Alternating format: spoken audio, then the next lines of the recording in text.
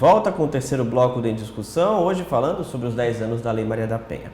Para você se situar bem, eu vou perguntar aqui para Luísa, como é que a gente pode colocar bem claro assim, a violência contra a Lei Maria da Penha, ela se encaixa em que situações?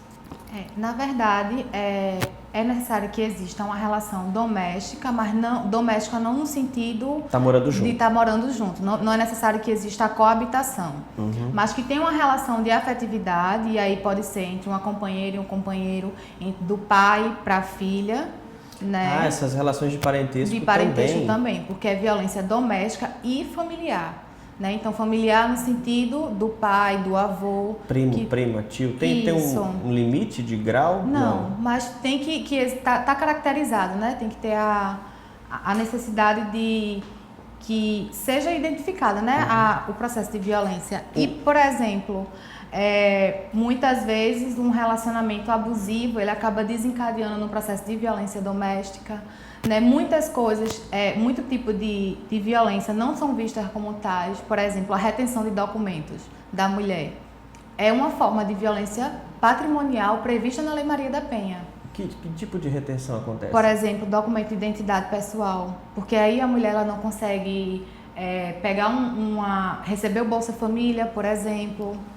Entende? Tem companheiros que retêm identidade da mulher. Principalmente, por exemplo, para que se aconteceu a agressão, elas não consigam comprar uma passagem para sair de onde elas moram.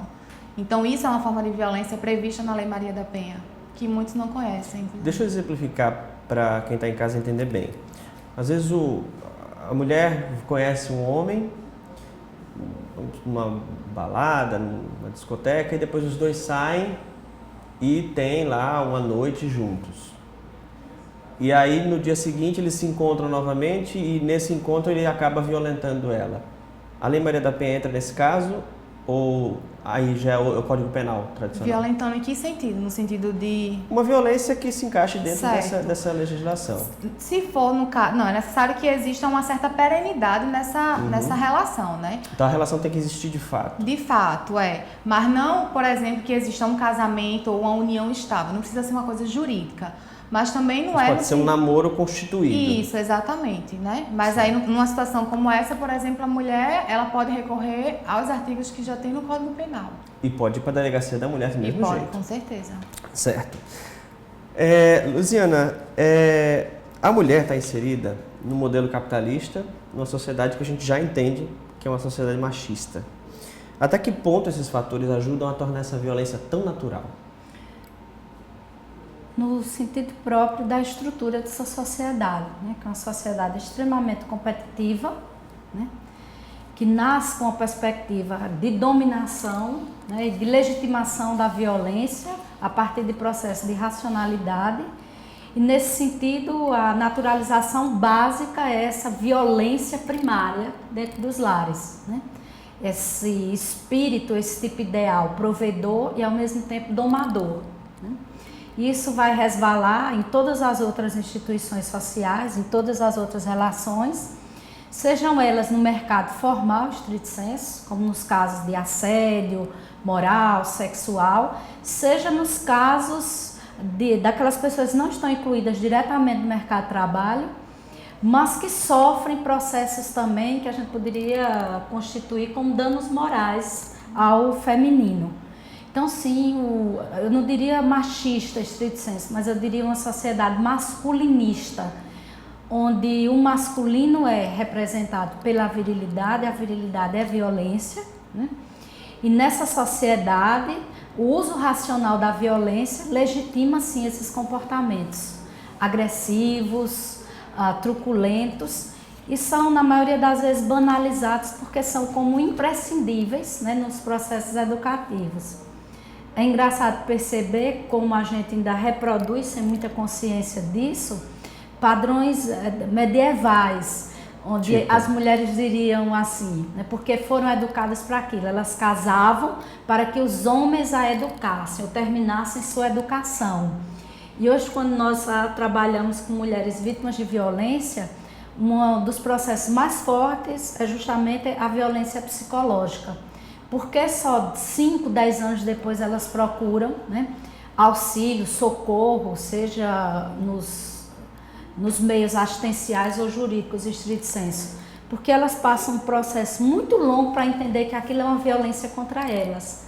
No início é algo do campo da normalidade, porque elas já foram domadas desde sua infância e acostumadas a serem, não é, disciplinadas pela figura do pai, dos irmãos e dos irmãos mais velhos. E aí essa figura do marido ou do companheiro chega como mais um protetor. E à medida em que essa violência vai se exacerbando, e sim, agora um fato muito importante da Lei Maria da Penha, seria a publicização que ela tem, né? De fato, as mulheres começam, eu não diria exatamente a se empoderar, mas a compreender que existe uma ferramenta, que ainda é visto muito do ponto de vista só normativo, mas é uma ferramenta que elas podem acionar. A gente, falando em acionar, o nosso jurídico, ele acelera os processos de violência contra a mulher? Demora muito para se concluir um inquérito depois que se identifica quem são as pessoas envolvidas, ou as varas trabalham numa velocidade aceitável? Via de regra, nos locais que tem os juizados especializados, né, é tudo bem rápido, assim, até porque a gente está lidando, geralmente tem medidas protetivas que precisam ser deferidas. As medidas protetivas é para que, por exemplo, o agressor não se aproxime da mulher, não entre em contato com ela. E acho que não tem, nos locais que não tem essas varas especializadas, os processos de violência doméstica e familiar, eles têm direito à prioridade. Entende? Então a gente consegue uma certa celeridade. Não tão célere, porque o judiciário, ele por si só não é, né? Mas a gente consegue sim. E as mulheres, tem casos que mulheres precisam até mudar de endereço para poder voltar a ter uma vida normal?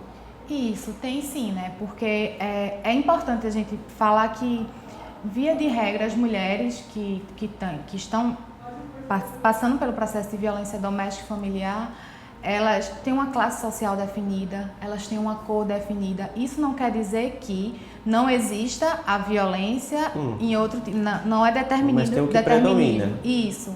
Inclusive, no mapa da violência do ano passado, a gente vê um índice alarmante de mulheres negras sendo vitimadas, né? A classe social também envolve nisso? Envolve no sentido de que as políticas públicas, elas não são tão efetivas. Então, uma mulher que tem mais condições financeiras, ela vai, não sei, viajar, ela vai... Acho que não tem, por exemplo... Ela até contrata um advogado... Isso, acho que não tem, elas ficam no local, às vezes tem que sair de lá porque moram na mesma localidade que a família do agressor, que, né, aí vai para outra localidade, às vezes da creche não tem, enfim, é uma série de equipamentos sociais que deveriam funcionar para o melhor atendimento dessa mulher e das crianças, e muitas vezes não acontece. Então elas têm sim que não é um caso nem dois, que elas têm que sair do local de origem e aí rompe com os laços familiares e afetivos que tem naquela localidade para tentar resguardar a integridade física. A gente já está perto de terminar essa discussão, mas eu queria que vocês deixassem as impressões de vocês sobre essa afirmação, né? Mesmo diante de tudo isso que a gente falou até hoje, é sempre importante fazer denúncia, é sempre importante enfrentar esse problema.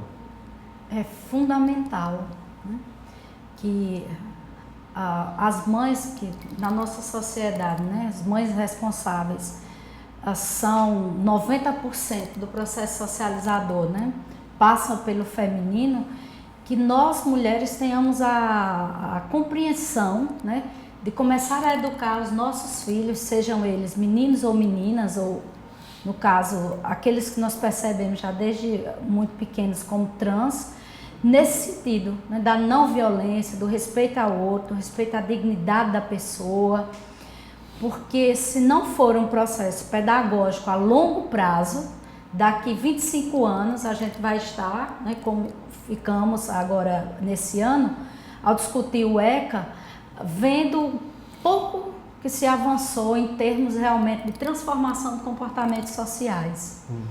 Então, sim, é preciso que a gente não silencie em momento nenhum e que nas primeiras humilhações, nos primeiros tapinhas, que a gente já comece a ficar alerta. É verdade. Enquanto feminino, seja feminino biológico, seja feminino gênero.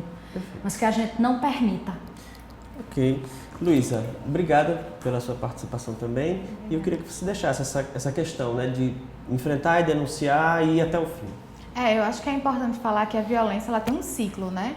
Então, geralmente, quando chega para uma agressão, é porque já houve a violência psicológica, já houve a violência moral, né? Já houve um beliscão, um puxão de cabelo. E muitas vezes a gente tenta achar que a culpa foi minha, né? É um processo que é muito recorrente ainda de culpabilização da vítima, no sentido de que eu que provoquei o ciúme ou alguma coisa, e perceber que na verdade que não é isso, assim.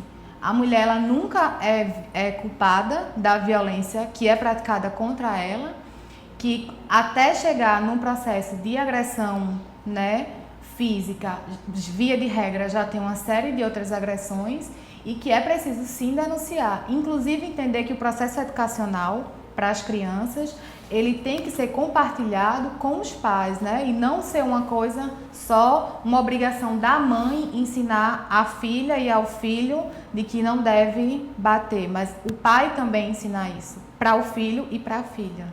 Ok. Muito obrigado, viu, mais uma vez pela presença de vocês. A discussão teve que acabar por aqui por causa do tempo, né? Mas ela pode continuar aí do outro lado da telinha. Leve sempre esses argumentos que a gente discutiu aqui durante o programa para discutir com a sua família, com seus amigos, os colegas de trabalho, nas rodas de conversa, enfim. E nunca deixe de se informar sempre com qualidade, porque só assim você vai ter uma boa opinião formada sobre o assunto. Até o próximo programa.